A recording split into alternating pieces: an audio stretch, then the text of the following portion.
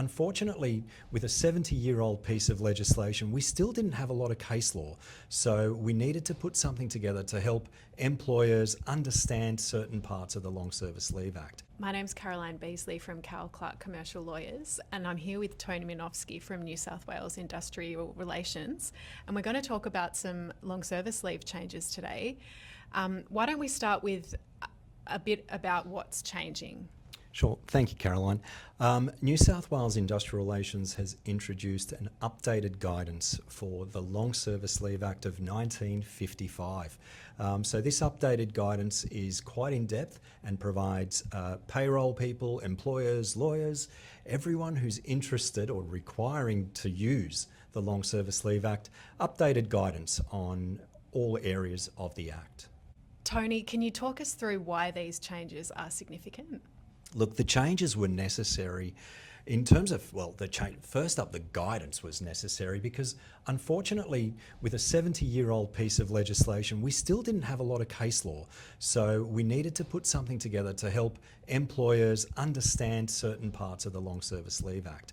Now, what's come about is, the view that we had prior to the 1st of March has changed. So we now have a new understanding of calculating, for instance, how casuals are paid when it comes to long service leave, or how the actual continuous service comes about. So it's something that unfortunately has happened. We've got change, but because we've got good advice now, we are able to share this with the community, and hopefully this will make things easier for employers.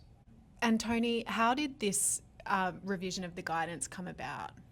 Again, it's one of the reasons we originally thought what we wanted to do is we wanted to put together a methodology that made things easier for employers to do a long service leave calculation. Look, what's actually come about is we now have a updated guidance, and look, whether it's made things easier or not, right now I think, we'll see, but we have provided employers with this guidance formulas on how to do certain calculations. We're giving people information on aspects of the Act where we didn't have clear advice prior. So it's definitely going to assist employers in understanding how to deal with situations when it comes to long service leave. What areas do you commonly see employers get wrong in this space? Look, calculation of an entitlement. So first up, the definition of continuous service. When is an employee entitled to long service leave? And what happens, for instance, with casual employees when there's an absence at all? It's one of those things where, again, everything varies. It depends on the situation. This guidance will help in those areas. And also, again, calculating long service leave in terms of an entitlement. So if someone's rates of pay change during the course of the 10 years, how do we calculate that? What if they've had a significant increase in the last year?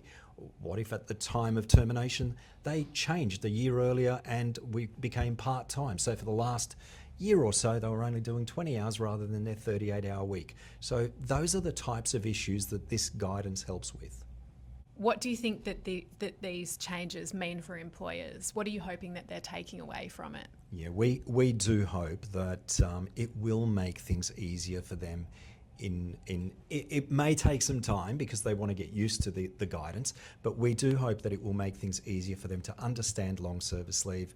Again, it is a 70-year-old piece of legislation, and our hope is that through the guidance, there's going to be situations and issues that they come across and they'll think, how do we deal with this? Well, they can go to that information on our website and they have the right response there. New South Wales Industrial Relations is the regulator in this space. Can you talk to us a bit about what the regulatory approach is going to be now that this updated guidance has come out?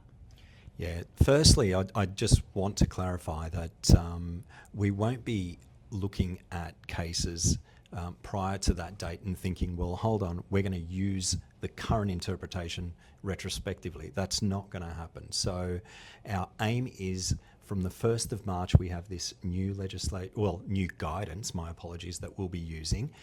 But in terms of the regulatory approach, we're going to focus on education. You know, we've got some great information on the New South Wales Industrial Relations website now with the guidance. We now have 53 FAQs that you'll be able to use. We have an e-learning module.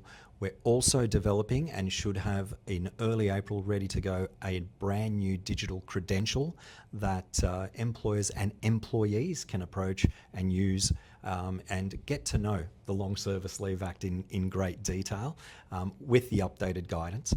So look, our focus is education, and we want to make sure that employers and employees have the information they require. And Toni, where can employers and employees go if they want to learn more and find this information? Thanks for asking. I should have said the email address earlier, but we're on nsw.gov.au/industrial relations.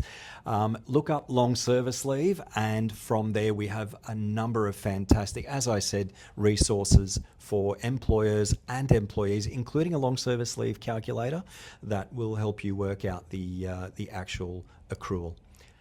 Thank you very much again, Caroline. Thank you, Toni.